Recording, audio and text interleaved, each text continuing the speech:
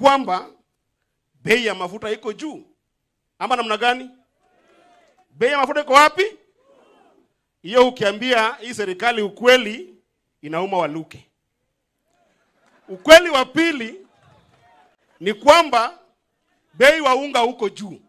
Ama iko juu hapa Western? Hiyo ukiambia waluke, hii serikali inatukanwa. Si ndio? Ukweli wa tatu ni kwamba serikali iko na mikakati na mipango ya kuuza Nzoia, ya kuuza Sony Sugar, ya kuuza KICC. Hii ukweli inakaa ni uchungu.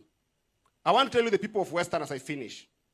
If you read the book of John chapter 21, Jesus says to his disciples kwamba alipokufa na akarudi, akapata disciples wake wamemwacha, wamerudi kwa mambo ya kuvua samaki. And they could not catch anything.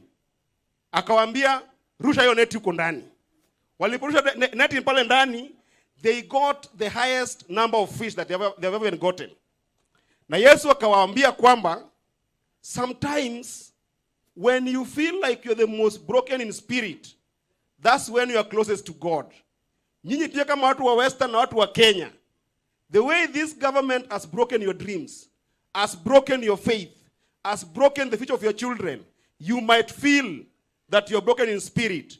But now is when you are closest to God. I hope you'll see God even in Mzee Raila Amolo Odinga. Asanteni sana. Thank you so much, Senator.